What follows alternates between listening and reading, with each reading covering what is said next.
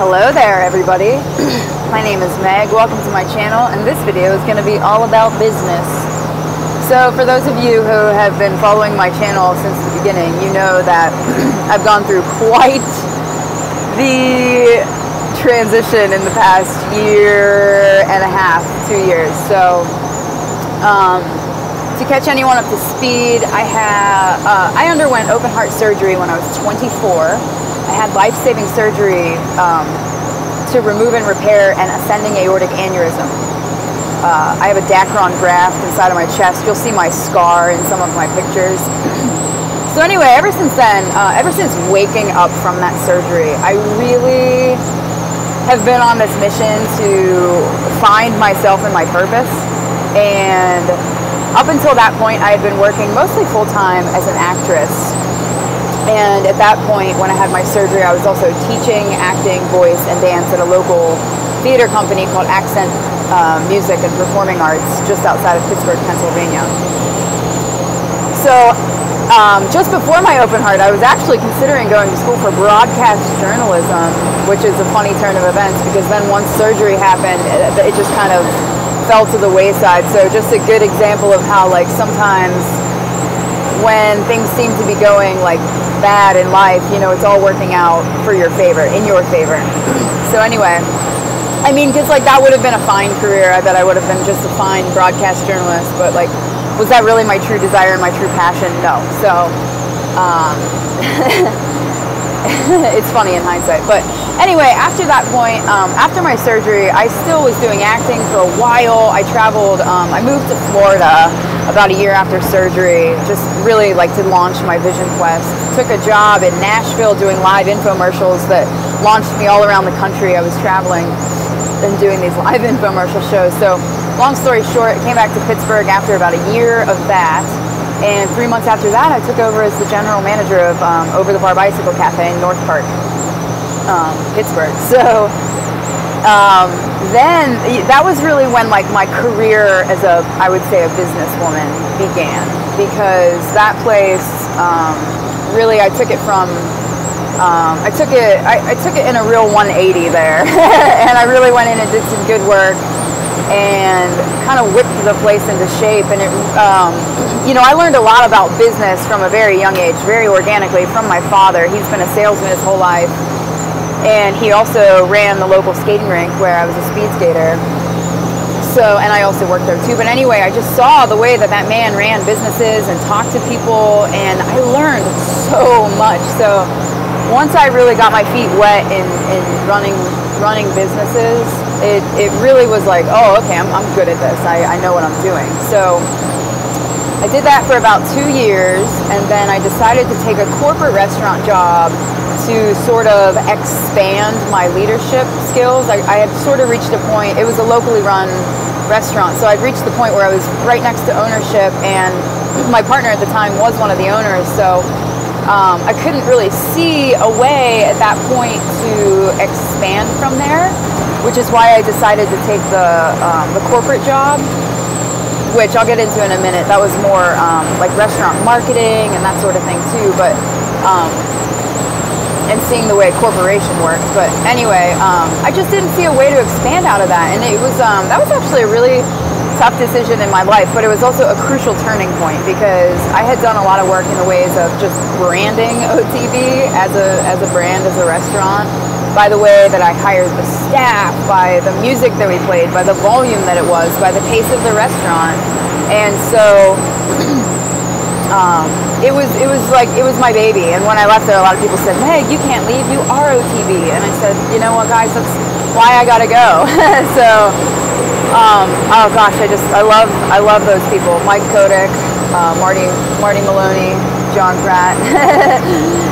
So anyway, but I took a corporate restaurant job, and I started reading this book by Tommy Spalding called The Heart-Led Leader, and I was sort of thought that I was setting off on this, well, I was setting off on the path to business leadership, but I was there maybe only a couple months that I realized that in order to really get out of my head and into my heart, to become the best leader, entrepreneur, visionary that I knew that I was and I am in the world, that I was going to have to kind of like quiet down the noise. And this was around the time that the Appalachian Trail came into my awareness. I thought, okay, in order to become a heart-led leader, for what I really want to do, that's a second piece of it, because I did kind of find myself living other people's dreams there for a while, which is important if you are really on a path to, or if you really have this like strong entrepreneurship bug in you, or if you're really on a path to be a leader, make sure you're in a position where you're leading what's going to further you along your life path too. Sometimes that is by the means of other businesses at first, but if you're at a point where you're ready for the next level, like it's time to go your own way. And so what I'm going to tell you now is how I did that. So when I reached that point, I was working for and with Sage Restaurant Group out of Denver, I believe, but they have a bunch of locations all around the country, and Braddock's Pittsburgh Brasserie is their Pittsburgh restaurant in the Renaissance Hotel, so downtown, right downtown on 6th Street. Great place. But so I was reading this book about becoming a heart-led leader, and I found myself in this, I was about 4 years post-op at that point from my open heart surgery, and I still was like, what is the purpose here? Like I was doing all the things, and I was walking all the paths, and I almost look back on that now as like I was getting all of the training to really prepare me for like what's next, that sort of thing. But and at this point, like we had already established Aortic Hope as an organization, and we were working for our nonprofit status at that point. So like that kind of was pulling at my heart way more than any of like the restaurant work that I was doing at the time. And I at the same time was also getting back into acting, and I had to skip out on some auditions that really broke my heart. Like I got a call back for The Outsiders twice, and I couldn't go both times because I had to work. So all of these things were all factors in me being like, all right, like what do I really want to do? I really want to become a heart-led leader. I know I'm really great at running businesses. I have a heart for people. I want to help the world, I want to make sure people are treated good in businesses and that sort of thing. And I was like, okay, in order to do this right, I got to get really right with myself, because I was still like spinning my wheels with my PTSD and that sort of thing. So first and foremost, I was like, all right, let me get right with myself. Let me go. I decided to actually go to therapy for my PTSD. I did EMDR therapy, which was incredible. And what my therapist said to me was like, you're not the kind of girl that I think is going to sit here for a year and cry on my couch. Like, you seem like the kind of person that wants a plan to their healing. And I just perked up and said, yes, that's exactly what I want. So we did EMDR therapy, Google it. And then I started doing yoga.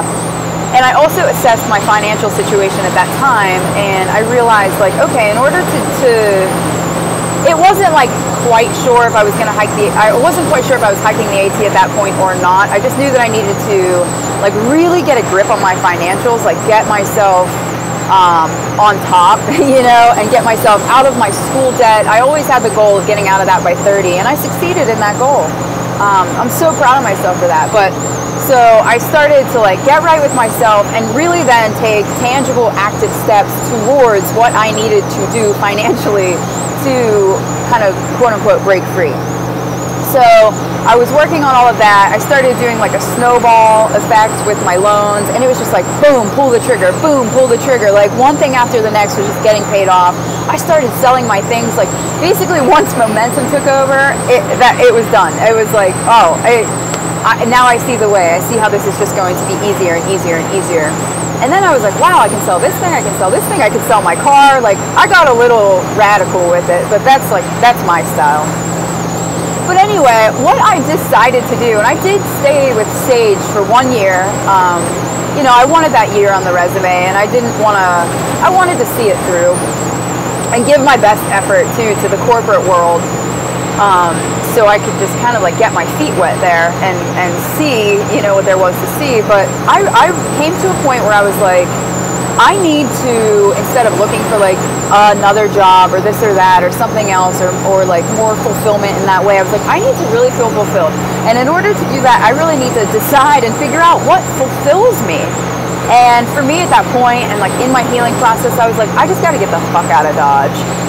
So I buckled down, I got myself out of debt, and I started my healing process, like my intuitive healing process, really like body, mind, spirit. And this is when everything began to change, because I thought, okay, you know, all I really need to do is get rid of all my bills, minimize all of my debt as much as possible, which I did completely get out of debt, and then save up some money and, you know, do something and figure it out. So that's when I was like, okay, hike the Appalachian Trail. That's a tangible thing to do. Tangible thing. It basically was like, let me, like in hindsight now, I can look at it back as like, this was the moment where I was like, you know what?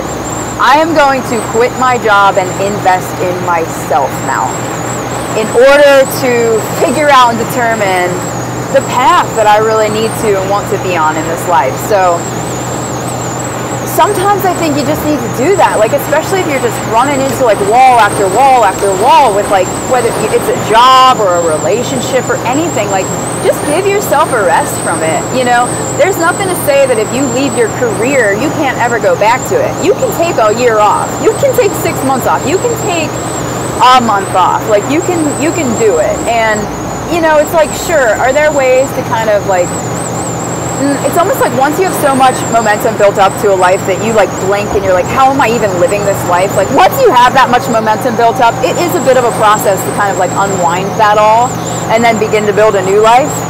That's why for me, like the Appalachian Trail was a nice reset. It was a nice, just like, you know, what did I like to do when I was a little kid? I like to play in the woods.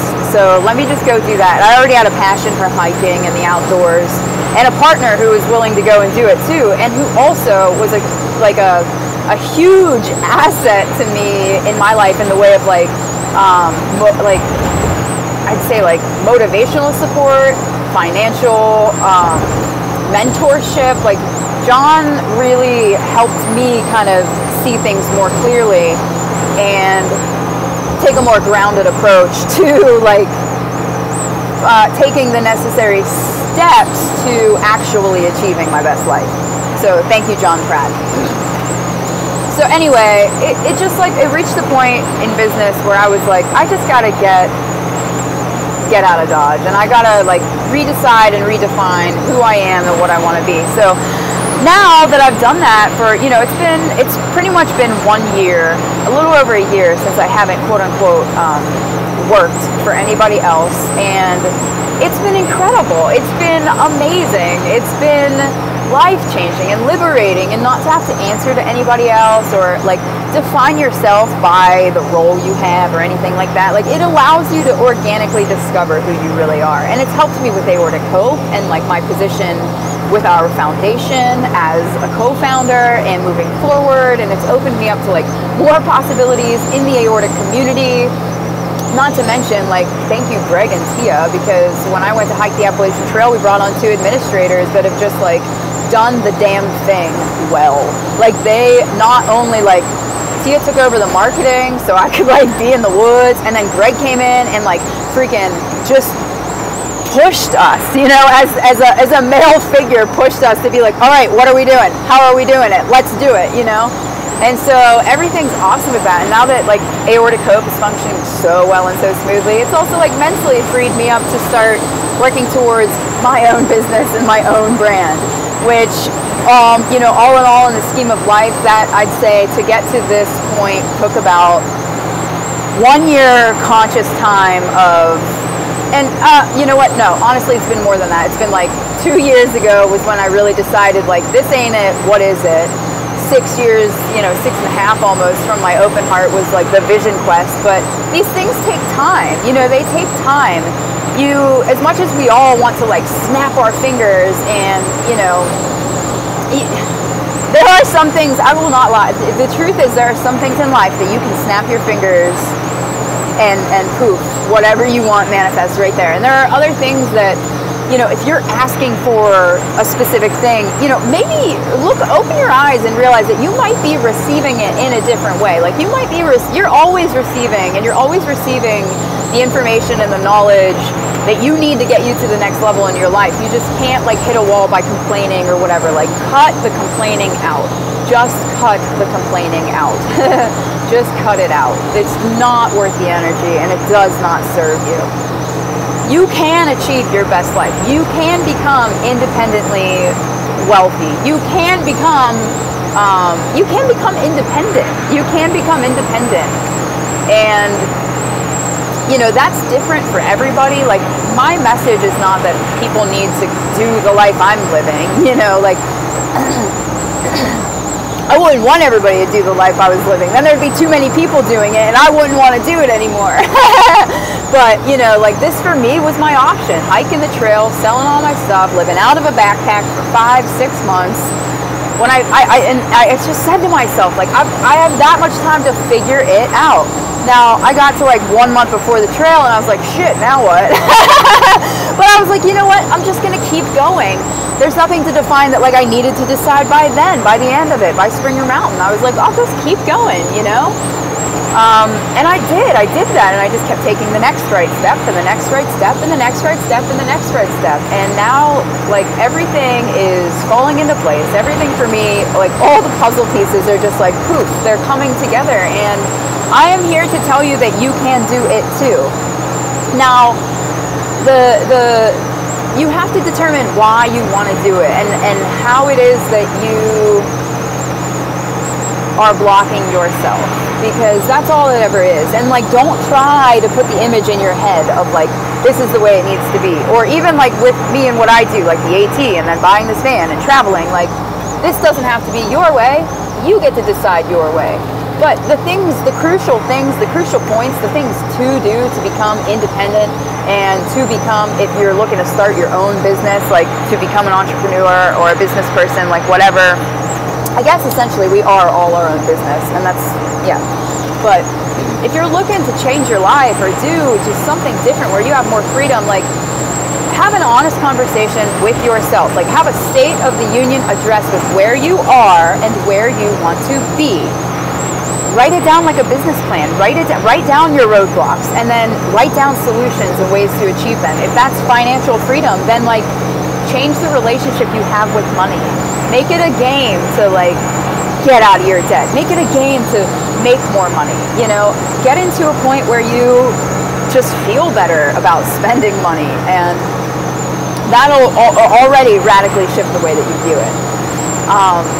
And just stop complaining. It sounds funny because like this stuff isn't like a step-by-step guide. It is and it isn't. Like, at some point I could probably put words to it or put it in a book or a manual, but it's like, just cut out the bullshit. Quit bullshitting yourself. You already have all of the answers. You already know what you want to do.